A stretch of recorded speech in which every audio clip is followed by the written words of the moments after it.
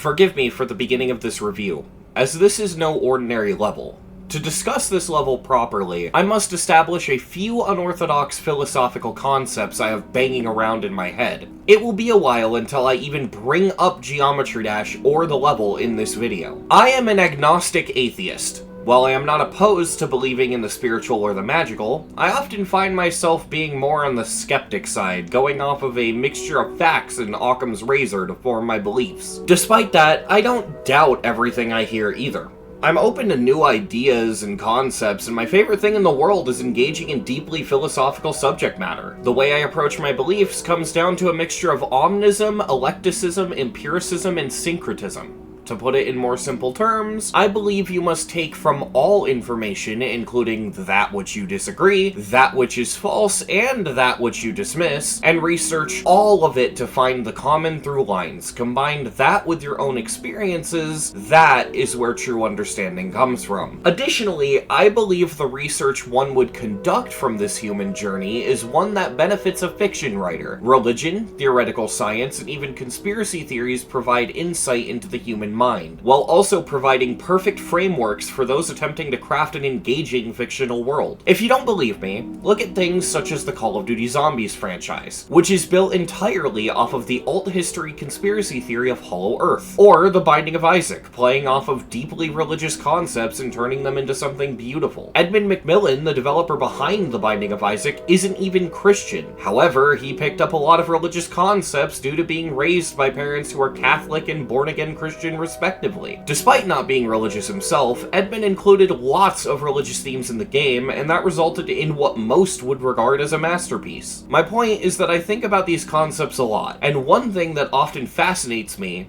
is religious concepts such as the concept of hell. Hell is supposed to be the ultimate punishment. If you give into hedonism too much to a point where it negatively affects others and their human experience, hell is where you are supposedly supposed to go, enduring multiple eternities of suffering and torture meant to break even the biggest masochists you could encounter. Beyond that, you're forced to serve a being that is the true manifestation of pure evil. My point of fascination comes from the fact that hell, along with most religious ideas, are meant to be inconceivable. You cannot grasp the extent of the suffering endured by one who falls into hell, and therefore it cannot be described. However, we do describe it, in pretty vivid detail too. There are plenty of texts and depictions that describe hell as a place with fire and brimstone and chain contraptions that pull you apart by pulling on each arm, constantly burning to death without death, and I think you get my point. I always viewed this as odd, as religion is, in a way, contradicting itself. It cannot be incomprehensible yet describable, unknowable yet known. And while I am aware that some of these descriptions are meant to be abstractions to help us get a glimpse of the idea of the concept, it fails due to what I call the biblically accurate angel problem. Angels are often depicted in a very commercial way. Cute little babies with giant fluffy wings playing a harp flying down from the heavens. However, if you study religion, you would understand that this is not what angels actually look like. That design merely exists as an abstraction,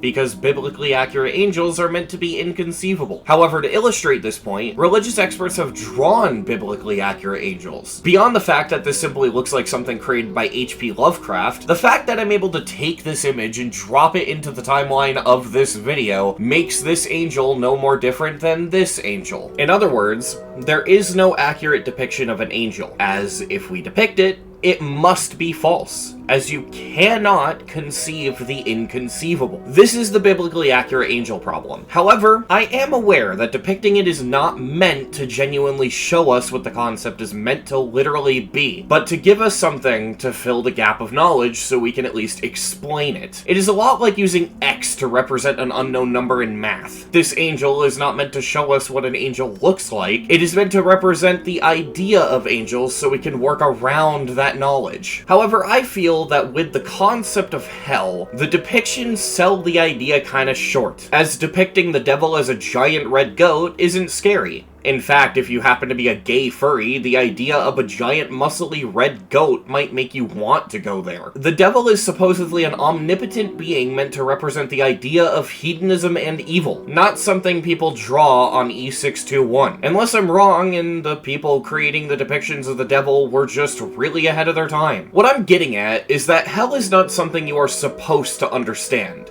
And depicting it is only meant to give you something to fill the knowledge gap, so you can have an idea of what is supposed to be there. So shouldn't you make the depiction confusing, similar to that of a biblically accurate angel?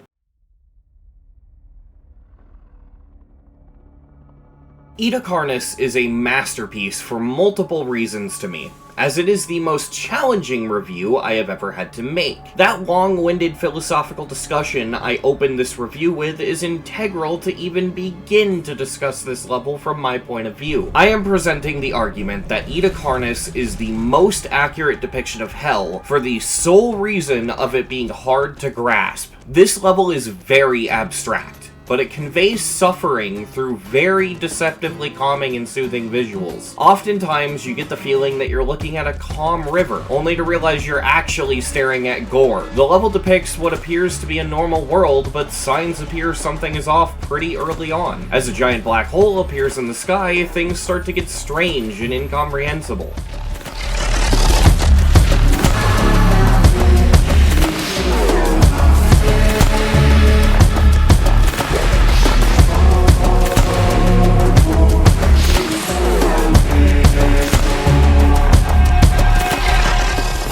Trying to understand these things would do a disservice to the level. However, I'm going to make the argument that this is depicting hell leaking into our world, swallowing our world whole, and replacing it with whatever it is. In other words, this level is depicting a proper interpretation of what it would be like to traverse hell. The level blurs the line between life and death, creation and destruction, birth and unbirth. The horror of this level comes from how indescribable it is. There are things in this level that look like something we understand, but just aren't.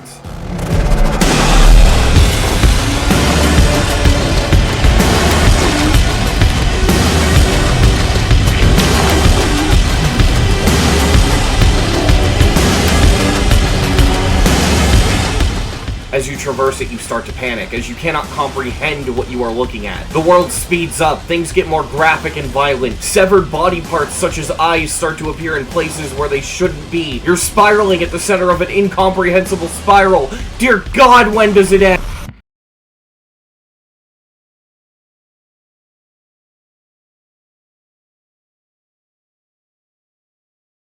This level is a more accurate depiction of what hell is supposed to be than any other actual piece of media I have ever seen. It is insanely impressive, if not for its content or for the quality of the art and decoration, then for the emotions and ideas it planted in my head. For obvious reasons, this level's getting a 10 out of 10, and it is the best hell level I think we will ever get in this game, hands down. That being said, thank you all for watching this video. I'm admittedly a little nervous to put this one out, as this is a very unorthodox thing to talk about. This is really out of my comfort zone, and if the video flops, it flops, but I'm really passionate about this, and I hope you all find what I had to say here interesting, but yeah. Thank you for hearing me out regardless, and thank you for watching.